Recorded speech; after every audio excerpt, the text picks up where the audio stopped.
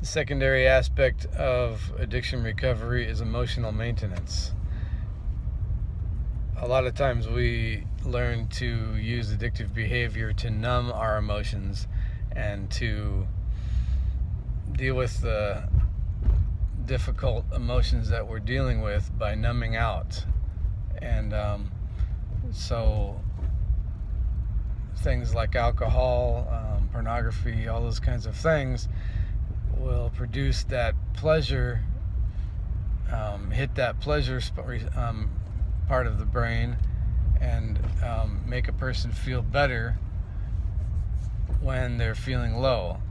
And if a person never develops the ability to manage their emotions correctly when they're young and just learn to numb out with their addictive behavior, then whenever they feel strong emotions, then they're going to always want to use that addictive behavior to deal with the emotions.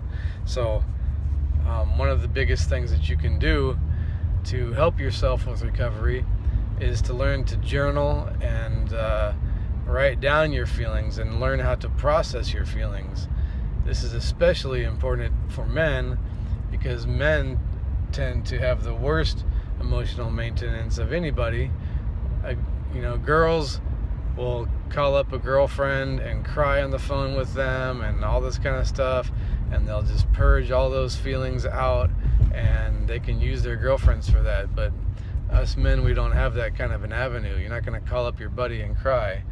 So we've got to learn how to process our feelings, to be aware of those feelings, and to be able to process them so that we don't have to turn to addictive behavior to numb out those feelings. And when we do that, we become more connected with ourselves as people instead of disconnected.